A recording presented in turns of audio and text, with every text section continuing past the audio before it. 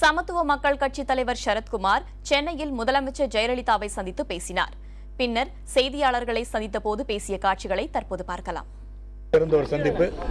இந்த சந்திப்பில் எங்களுடைய ஆதரவு, சமத்துவ மக்கள் கட்சியின் முழு ஆதரவையும் நாங்கள் தெரிவித்திருக்கின்றோம்.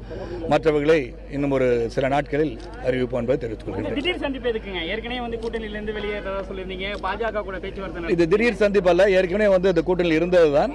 அது சில காரணங்களுக்காக நாங்கள் எங்கள் கட்சியை வளர்க்கின்ற ஒரு பணியில் ஈடுபட்டிருக்கின்றோம். இந்த கட்சியை வளர்ப்பது சிறந்த ஒரு பணியாக எது இருக்கும் என்று சிந்தித்து பார்க்கும்போது, பொதுக்குழுவில் இருந்தாலும் சரி, அது செயற்குழுவில் நாங்கள் பேசும்போதும் உயர்மட்ட குழுவில் பேசும்போதும் இப்படிப்பட்ட ஒரு முடிவு தான் சிறப்பாக இருக்கும் என்று சொன்னார்கள். அதற்கான நல்ல உள்ளங்கள் என்னை இணைத்திருக்கிறார்கள். அந்த இணைப்புக்கு நன்றியை தெரிவித்து நிச்சயமாக மீண்டும் மாண்பு முதலமைச்சர் புரட்சித் தலைவரின் ஆட்சி வருவதற்கு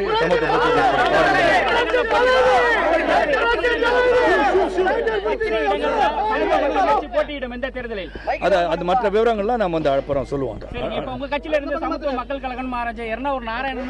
அதை பத்தி நான் கருத்து சொல்ல விரும்பலைங்க.